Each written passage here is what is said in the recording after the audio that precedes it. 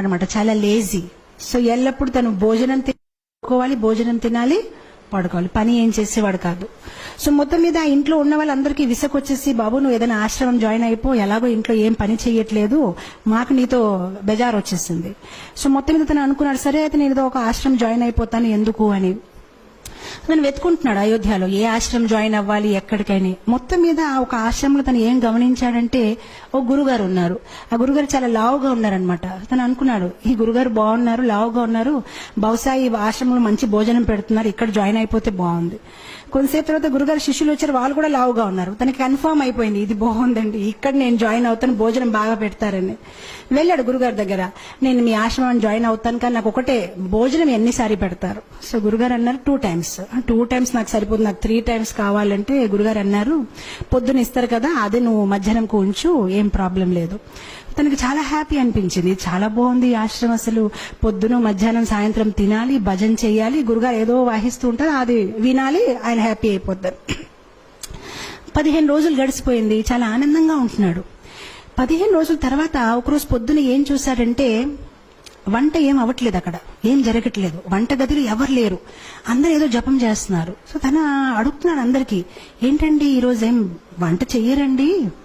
So అప్పుడు వాళ్ళు చాలా కోపంతోనే, అదే ఈరోజు ఏకాదశి. ఏకాదశియా అంటే నాకెవరు చెప్పలేదండి, ఏకాదశి అంటే ఏంటి తెలియదా, ఏకాదశి అంటే ఈరోజు భోజనం ఉండదు అని. అప్పుడు తను చాలా కోపం అయిపోయాయి, ముందు చెప్పవలసింది అలాంటి భోజనం, నేను ఇంకేదో ఆశ్రమం చూసుకుంటా. బాబు నువ్వు ఏ ఆశ్రమం వెళ్ళినా ఏకాదశి రోజు తినకూడదు. అప్పుడు తిన్నంగా ఆయన గురుగారి దగ్గరికి వెళ్ళిపోయారు. గురుగారు నన్ను కాపాడండి, నేను ఏకాదశి అయితే చేయలేను, ఒకవేళ నా చేత ఏకాదశి చేపించారనుకోండి, నేను ద్వాదశి చూడలేను, నేను పోతాను, నాకు ప్రసాదం అయితే కావాలి, ఇంకే పని చేయమంటే చేస్తాను, కానీ భోజనం లేకుంటే నేను ఉండలేనని. సో గురుగారు అన్నారు, బాబు నీ గురించి అయితే ప్రత్యేకంగా వంట చేయడం అవ్వదు, అయితే ఒక పని చేసుకో, అటు చూడ కొండ ఉంది కదా, కొండ పక్కన చెరువు ఉంది కదా, అక్కడికి వెళ్ళి నువ్వు వంట చేసుకొని నువ్వు తిను, కావాలంటే నేను సౌకర్యాలు ఇస్తాము. సో గురుగారు స్టోర్ మేనేజర్ చెప్పారు, తనకు 1 kg ఆట, 1 kg రైస్, 1 kg దాలు అన్ని ఇచ్చేయని. తను అన్ని తీసుకుని వెళ్తున్నారు. గురుగారు అన్నారు, ఒకటి మాత్రం జాగ్రత్త, నువ్వు ఏది వంట చేసినా భగవంతుడికి నైవేద్యం పెట్టాలి. సరే అంటాడు, వెళ్తాడు, కష్టపడతాడు. తనకి బద్ధకం ఎక్కువ కదా, ఎప్పుడు వంట చేయలేదు, చాలా కష్టపడి వంట తయారు చేస్తాడు, కానీ అంత టేస్ట్ గా లేదు, ఏ చపాతీలు కాలిపోయే ఏదోటి అవుతుందన్నమాట. మొత్తం మీద వంట తయారైపోయింది. సో వంట తయారైనప్పటికీ తులసి ఆకులు వెతుకున్నాడు, తులసి ఆకు పెట్టాడు, భగవంతుడికి పిలుస్తున్నాడు, కానీ భగవంతుడు రావట్లేదు. సో అప్పుడు తను చక్కగా ఒక పాట పాడతారనమాట. సో చెప్తాడు, प्रभु राम आइए, राजा राम आइए, मेरे भोजन को भोग लगाइए। प्रभु राम आइए, राजा राम आइए, मेरे भोजन को भोग लगाइए. చాలా ప్రేమతో పాడుతున్నా, రాజారాం ప్రభురాం రండి, నేను భోజనం తయారు చేశాను, మీరు వచ్చి స్వీకరించండి. భగవంతుడు రావట్లేదు. తను ఆలోచించాడు, ఎందుకు అంటే తనకేమనిపిస్తుందంటే భగవంతుడు స్వయంగా వస్తాడు. ఇప్పుడు మనకైతే అర్థమైపోయింది, మనం ఏదో యాంత్రికంగా పెడతాము, కానీ భగవంతుడు స్వయంగా వచ్చి తీసుకోవడం అనేది లేదు. కానీ తను చాలా అమాయకుడు, తను అనుకుంటాడు నిజంగా స్వామి వస్తారేమో, స్వీకరిస్తారేమో అని తను వెయిట్ చేస్తున్నారు, కానీ భగవంతుడు రావట్లేదు. అప్పుడు తను ఆలోచిస్తానమాట, తనకు ఒక ఐడియా వస్తుంది, ఓహో ఎందుకు భగవంతుడు రావట్లేదంటే, గుడిలో అయితే రాజభోగం, పకోడీలు, పూరీలు, పాయసము అన్ని తయారు చేస్తారు, నేనేదో సింపుల్ గా రైస్ దాల్ తయారు చేసి అందుకోసం రావట్లేదేమో అని.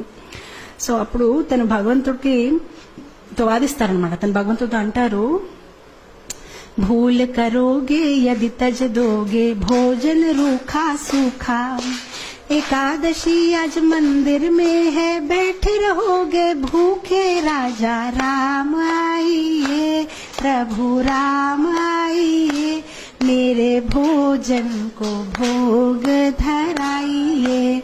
సో తను అంటాడు, బహుశా మీరు అనుకుంటున్నారు ఇతని దగ్గర ఎందుకు వెళ్ళాలి, నేను చక్కగా గుడికి వెళ్ళి అక్కడ పూరీలు పకోడాలు తింటాను, కానీ తప్పు చేస్తున్నారు, గుడిలో ఏకాదశి ఉంది, ఆకలిగా కూర్చుంటారు, ఏమీ దొరకదు, కనీసం నేను ఎంతో కొంత పెడుతున్నాను, వచ్చి తీసుకోండి, అది కూడా మిగలదు అని.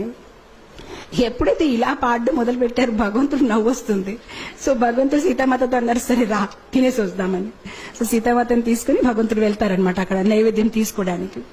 ఎప్పుడైతే భగవంతుడు వస్తారో తను భగవంతుని చూసి ఆనందించడు. తను సీతామాత వైపు చూసి ప్రసాదం వైపు చూస్తాడు, సీతామాత వైపు చూసి ప్రసాదం వైపు చూస్తాడు. తను ఆలోచిస్తాడు, నేను ఒక్కరిని పిలిస్తే ఇద్దరు వచ్చేసారేంటి. సో ప్రసాదం వైపు సీతామాత, ప్రసాదం అప్పుడు శ్రీరాముడు అడుగుతారనమాట, నీకు ఆనందంగా లేదు? ఆనందంగానే ఉందండి, రండి కూర్చోండి అంటాడనమాట. మనసులో ఆలోచిస్తారనమాట, ఒక్కరిని పిలిస్తే ఇద్దరు వచ్చారు, సరిపోదేమో భోజనము, నాకు వీళ్ళు ఏకాదశి చేపించే ఉంటారేమో ఈరోజు అని. సో మొత్తం మీద భోజనం పెడతారు, మళ్ళీ ఇద్దరు తింటారు, హ్యాపీగా వెళ్ళిపోతారు. తిని ఏకాదశి చేసుకుంటారు, ఎందుకంటే ఇంకేం మిగిలిలేదు. ఇంకో 15 రోజులు గడిచిపోతాయి, మళ్ళీ ఏకాదశి వస్తుంది. ఈసారి తన గురుగారికి చెప్తాడనమాట, గురుగారు 1 కేజీ ఆట సరిపోవట్లేదు, 2 భగవాన్లు వస్తున్నారు, మీరు 1 భగవాన్ 2 వస్తున్నారు, ఇంకా కొంచెం ఇవ్వండి.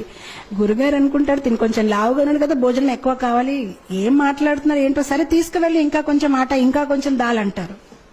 ఈసారి తీసుకువెళ్తాడు, చక్కగా వంట చేస్తాడు, తులసి ఆకులు పెడతాడు, మళ్ళీ స్టార్ట్ చేస్తాడు. ఈసారి భజన్ మార్చేస్తాడు, రాజా రామాయియే సీతా రామాయియే మేరే భోజన్ కో భోగ ధరాయియే.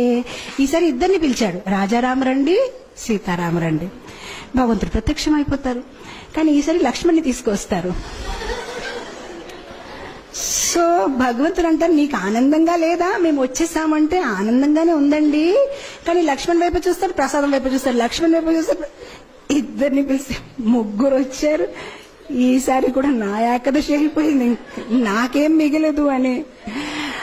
అయితే రండి కూర్చోండి భోజనం పెడతానని భోజనం పెడతారు, భగవంతుడు తింటారు, వెళ్ళిపోతారు.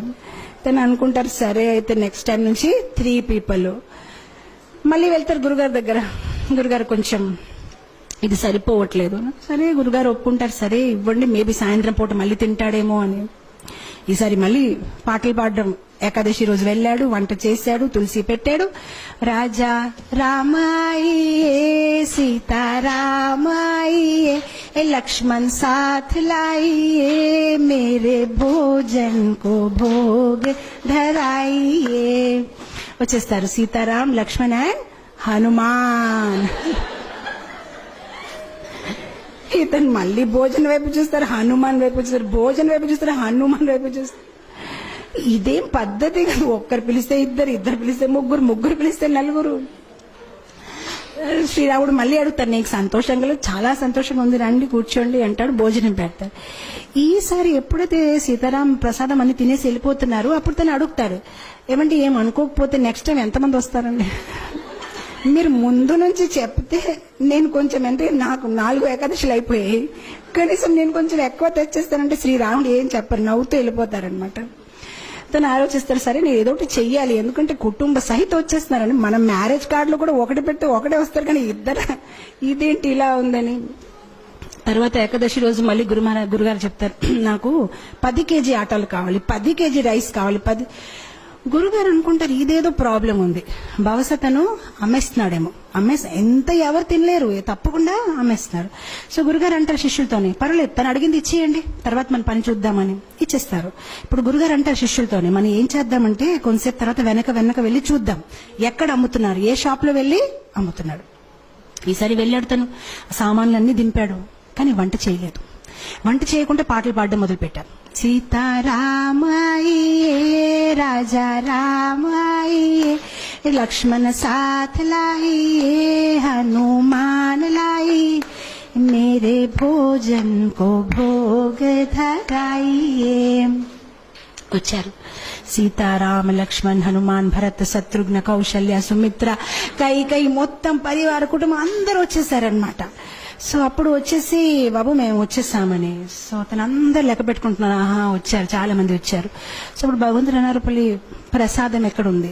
సో అప్పుడు తిని అన్నాడు, నేనెందుకు వంట చేయాలి, నేను చేస్తాను, మీరు తినేసి వెళ్ళిపోతాం, నాకేది మిగలదు, అదిగో అక్కడ ఉంది, మీరు వంట చేయండి, తినేసి వెళ్ళిపోండి, ఎలాగో నాకేమి దొరకదు, గత కొన్ని ఏకాదశి నుంచి నేను ఏకాదశి చేస్తున్నాను, అక్కడ ఉంది, వంట చేసి తినేసి వెళ్ళిపోండి. ఇంకా తనకి కోపం వచ్చేసి చెట్టు కింద పడుకుంటాడు, ఇంకా లాభం లేదు, వీళ్ళు ఎప్పుడు చెప్పినా మొత్తం కుటుంబం తీసుకు వచ్చేస్తారు. సో శ్రీరాముడు అంటారు సరే అయితే. సో శ్రీరాముడు కూరగాయలకు వస్తున్నారు, సీతామాత వంట మొదలు పెట్టారు, లక్ష్మణ్ కర్రలు తీసుకొచ్చారు, హనుమాన్ పండు తీసుకుని వస్తున్నారు, అందరు బిజీ అయిపోయారు. ఆయన ఎప్పుడైతే సీతామాత ఇలా వంట చేస్తున్నారు, దేవతలందరూ కూడా కింద దిగిపోయారు, ఆ ఋషులు మునీలు అందరూ చాలా హడావిడిగా అయిపోయింది. అక్కడ వంటలు అవుతున్నాయి అనమాట, ఎంతో మందికి వాళ్ళు కుకింగ్ చేస్తున్నారు అనమాట.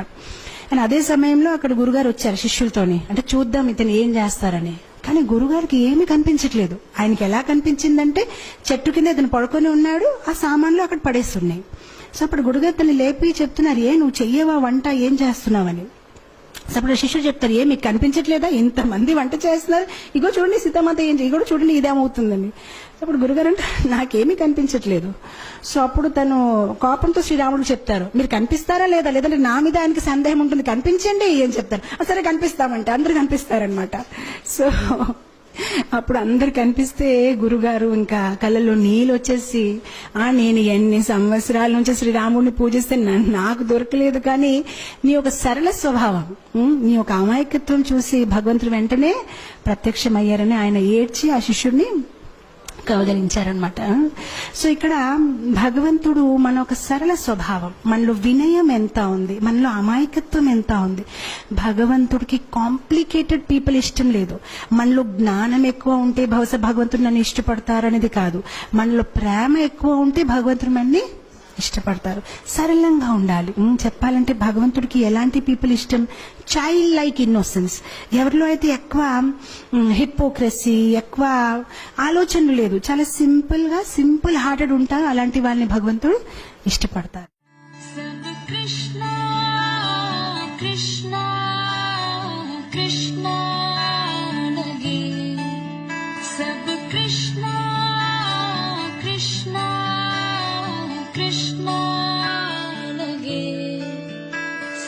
Krishna